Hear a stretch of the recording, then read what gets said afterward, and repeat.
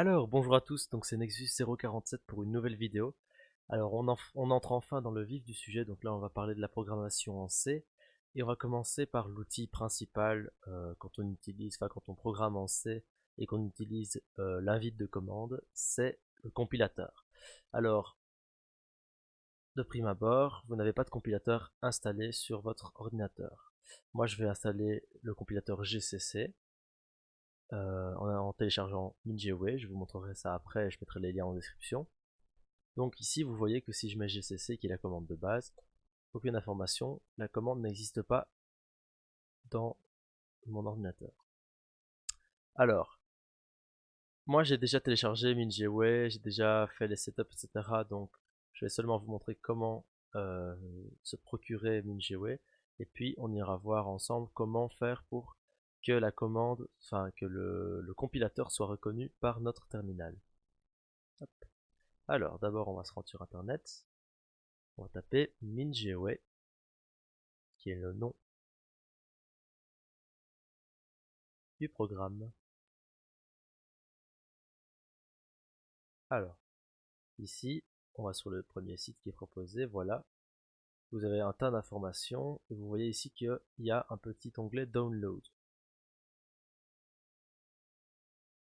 Normalement, il va vous rediriger, voilà, vers un site de téléchargement. Alors,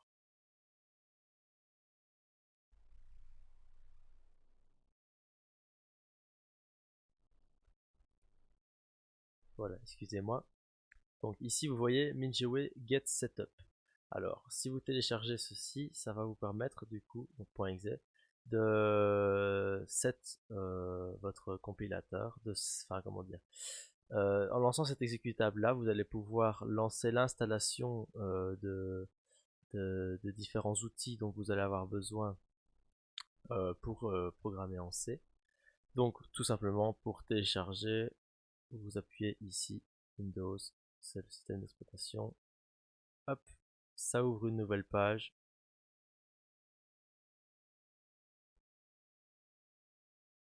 Et voilà, ça télécharge. Alors, je vais faire le début de l'installation avec vous, mais moi je l'ai déjà installé, donc après on se retrouvera directement dans mes fichiers. Alors, hop, ici, dans téléchargement du coup, on a le setup. Voilà, vous voyez ici l'icône ressemble à ça. Je vais mettre en grand écran. Alors, si on clique dessus, donc voilà, vous avez tout ce qui est pour pouvoir voir la licence, l'installation. Voilà. Moi, je ne vais pas aller plus loin parce que, comme je vous dis, c'est déjà installé sur mon ordinateur. Mais vous allez voir qu'un peu plus loin dans l'installation, il y a un petit écran. J'essaierai de vous mettre une capture d'écran ici, au montage. Et donc, il y a un petit écran qui vous permet de sélectionner les outils que vous allez installer sur votre ordinateur. Alors, tout d'abord, il faut installer GCC, ça c'est indispensable. Ça va être votre compilateur. Et vous pouvez aussi installer d'autres outils. Alors, si vous avez envie de ne pas vous casser la tête à savoir quel outil correspond à quoi, vous téléchargez tout. Mais sinon, donc GCC et différents compilateurs, GDB, etc. Vous verrez ça en vous renseignant un petit peu sur le site. Tout est écrit. Alors, hop, du coup, moi, j'annule ici. Je n'ai pas besoin du setup. Alors, on va retourner sur mon terminal. Donc, voilà. On va faire comme si vous veniez de l'installer. Si vous refaites la commande GCC, ça ne fonctionne toujours pas.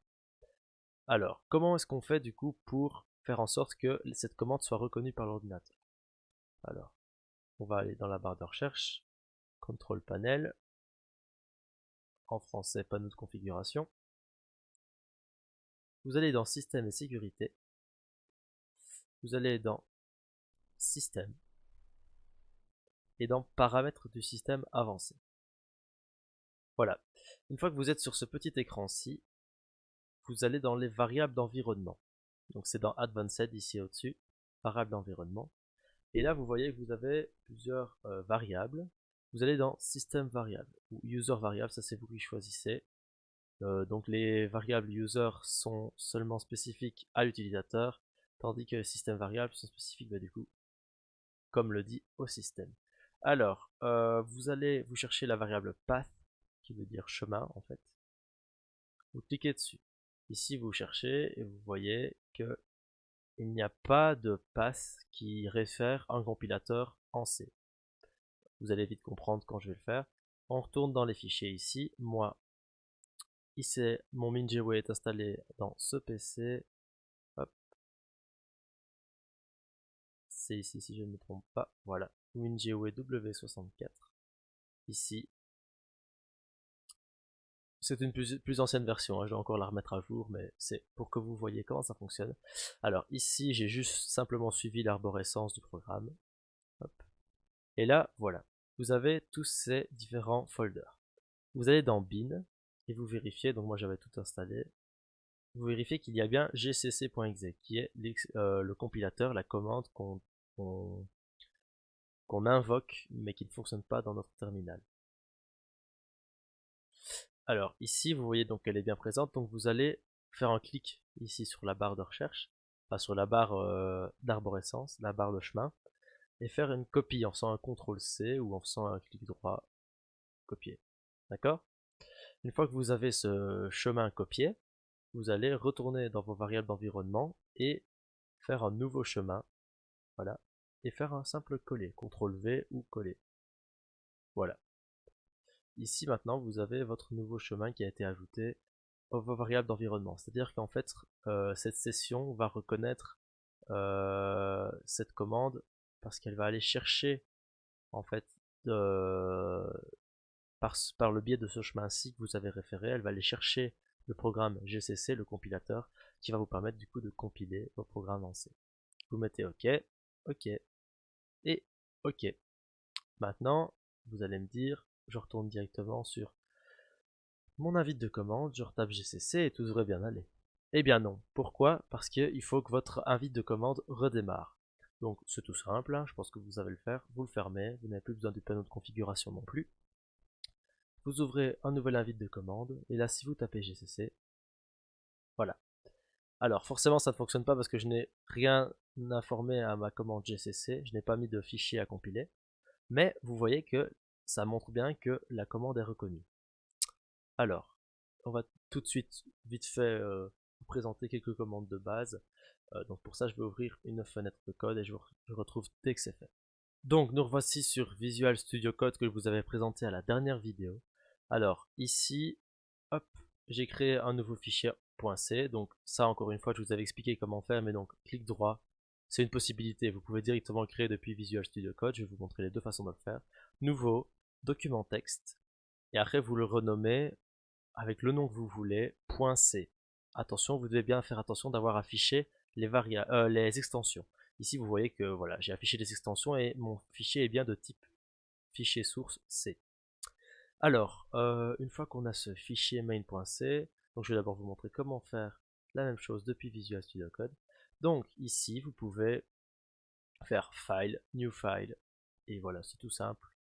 Vous avez un nouveau fichier. Si vous faites un CTRL S pour sauver, il va vous demander où vous voulez le sauver et vous pouvez là l'appeler comme vous voulez, par exemple main.c. Comme ça vous êtes sûr que ça fonctionne et vous allez voir que hop, je le remplace celui qui existe déjà. Voilà, ici j'ai un nouveau fichier main. Alors, dans un premier temps je vais écrire une petite fonction, enfin un petit main assez rapide, assez simple. Ne vous en tracassez pas trop. Et on va vérifier que tout cela fonctionne. Alors, int main, printf, toutes ces fonctions vous seront présentées plus tard dans la formation, hein, bien sûr. Hello world. Comme le veut la tradition, on commence toujours par un programme qui nous affiche Hello world. Et hop, le petit retour de main. Ça vous sera expliqué. Donc voilà, ce fichier normalement, enfin ce petit programme est très simple et va m'afficher dans mon invite de commande Hello world. Je n'oublie pas de le sauver. Vous voyez ici que ce n'est pas sauvé. Hop, CTRL S, c'est sauvé. Et maintenant, je retourne dans mon invite de commande.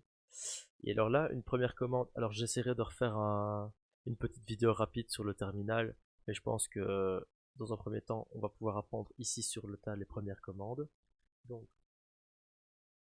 hop, la première commande intéressante, c'est cd. cd qui veut dire en fait créer directory. cd, si vous appuyez sur tab, vous allez avoir différentes en fait différents folders, donc différents dossiers qui sont disponibles à l'adresse courante de l'ordinateur. Donc ici vous voyez que vous êtes dans User Nexus. Si je reviens ici, j'avais fait l'analogie avec l'explorateur de fichiers ici. Regardez, si je reviens ici dans ce PC, OS, utilisateur, Nexus, voilà, on est à la même chose. Ici vous voyez du coup qu'il y a toutes ces possibilités-ci. Alors vous voyez que si je vais dans Documents, je retrouve mon fichier, enfin mon folder C et puis mon mail. Ici c'est très simple, c'est la même chose, sauf qu'au lieu de faire des clics, on écrit en ligne de commande. Donc cd create directory, hop, on écrit do, soit vous écrivez document, soit vous appuyez sur tab et il vous propose directement document. Si jamais vous ne savez pas ce qu'il y a comme possibilité dans le, enfin ce qu'il y a comme folder dans le répertoire courant, vous pouvez écrire dir qui veut dire direction, et là vous voyez les différentes possibilités. Donc ici vous voyez que j'ai un folder, il est mis dir, donc c'est un folder C et un folder chain. C'est exactement ceux qui sont présents ici. D'accord? Alors, une fois que vous connaissez ça, je vais vous montrer aussi qu'il y a moyen de revenir en arrière dans les fichiers, enfin dans les chemins. Donc si je fais un cd point point, je reviens en arrière. Si je fais un cd point point slash point point, je reviens 2 fois en arrière. Voilà. Alors maintenant, on va revenir à nos fichiers, mais en faisant une seule commande, et pas à chaque fois cd, cd, cd, cd. On va accéder directement à nos documents et même à notre folder C en une seule commande. Comment est-ce que vous faites? Toujours cd, user ici, parce que c'est le chemin, et puis backslash, donc ici c'est Nexus, hop, ça c'est juste les chemins que vous devez suivre, hein. Puis après, donc on a toujours le même chemin ici, c'est document, hop, document, et puis après, on voit ici c'est C, hop, voilà, il l'a reconnu, et voilà, vous êtes directement à l'endroit que vous voulez. On va vérifier que mon main est bien là, voilà, vous voyez ici, j'ai bel et bien mon fichier main, avec sa taille ici en mémoire, voilà, et la taille disponible encore en mémoire. Alors, ici maintenant qu'on est dans le répertoire courant, c'est très important en fait pour compiler votre fichier d'être dans le répertoire courant ou de lui informer du répertoire où est le fichier à compiler. Vous allez voir ici, hop, je vais faire un simple gcc en en mentionnant mon fichier à compiler, ici main.c, et alors "-o" qui veut dire qui vous permet de créer un output et qu'on va appeler test.exe.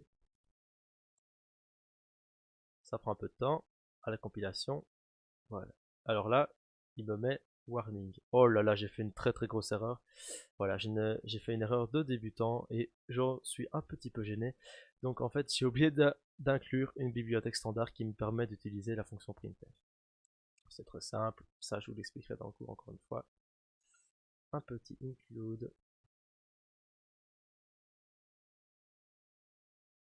stdlib.h. Oui, donc celle-ci n'est pas utile, mais hop, je la mets quand même. Et include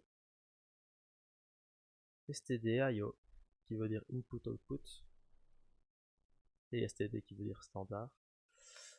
.h. Voilà. Alors maintenant, je vous l'apprendrai encore une fois dans les cours, mais ici, stdio est une bibliothèque standard du C, qui me permet de connaître le contenu de la fonction printf. En fait, c'est dans cette bibliothèque-ci qu'est définie l'interface de printf. Et donc du coup, maintenant, elle va être reconnue par le compilateur et on va pouvoir afficher ce texte. Je retourne ici. Je fais une flèche vers le haut pour avoir la commande précédente. Et voilà. Ici, plus d'erreur. Voilà, tout va bien. Maintenant, si on fait un petit dir, on va voir que notre exécutable est là. Vous voyez, test.exe. Et sous Windows, si vous écrivez juste le nom de l'exécutable, il se lance Hello World. Voilà, ça fonctionne. Alors, pour ceux qui seraient sur Linux, mais je suis désolé, je ne fais pas les cours de C sous Linux, mais c'est un / si je ne me trompe pas. Et puis, vous mettez votre un / ou un /, je ne sais plus. Et puis vous mettez le nom de votre exécutable, enfin le nom de votre programme compilé, et il lancera. Alors une dernière commande qui peut être intéressante, c'est gcc =c. Et après le reste est la même chose. -output, et on va toujours mettre test.exe, ça va écraser l'ancien et remplacer le nouveau. Alors ça, qu'est-ce que ça fait l'étoile C? En fait, ici, ça ne sert pas à grand chose parce que vous voyez que je n'ai qu'un seul fichier main, enfin qu'un seul fichier .c, donc un fichier à compiler, mais la fonction enfin la commande étoile C vous permet de compiler tous les fichiers .c du répertoire courant. Donc si j'avais eu ici un main.c, un fonction.c, un fonction2.c, en faisant cette commande-ci, tout est compilé en même temps dans l'exécutable test.exe. Voilà. C'est tout pour cette vidéo sur les l'outil de base pour compiler en C et les commandes de base dans la ville de commande. Je vous remercie beaucoup d'avoir visionné cette vidéo et à la prochaine.